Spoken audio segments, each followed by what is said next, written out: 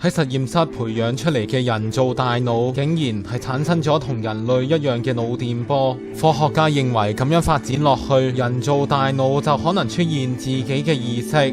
各位觀眾大家好啊，我係 Professor Papa。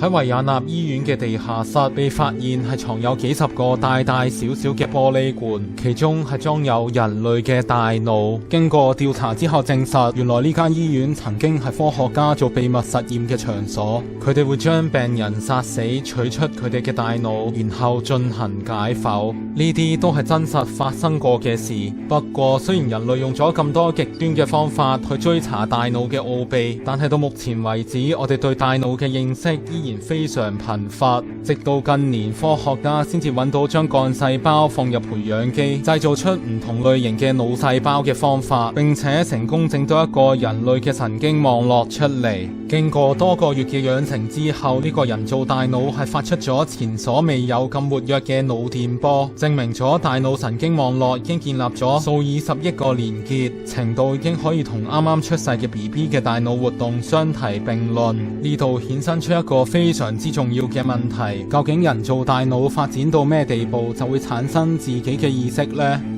意識點解會出現？目前喺科學界仲存在好大爭議。一個對嬰兒大腦活動嘅研究報告顯示 ，BB 係大約喺出世5個月之後先至產生思考，並且係對見到嘅事物形成短期記憶。而更加年幼嘅 BB 係咪擁有自己嘅意識就仍然未明。科學家亦都相信，只要為人造大腦添加更多品種嘅腦細胞，令佢健康咁樣發育落去，咁佢終有一日都會產生思考能力。撇除倫理上嘅困難，人工大腦可以話對醫學研究起咗重大嘅幫助。因為活生生嘅大腦係好難取得，所以可以用佢嚟進行神經系統同精神病方面嘅研究。科學家會分析腦電波以及直接解剖大腦，以揾出各種神經信號嘅傳遞。除此以外，科學家仲透露咗佢哋而家製造出嚟嘅人造大腦，去到9至到10個月嘅時候就會停止發育，繼而陷入死亡狀態。目前佢哋仲未搞清楚導致呢個現象發生嘅原因，因此仲有超自然現象學者認為，咁係因為人造大腦入邊缺乏靈魂，所以會自動關閉所有功能。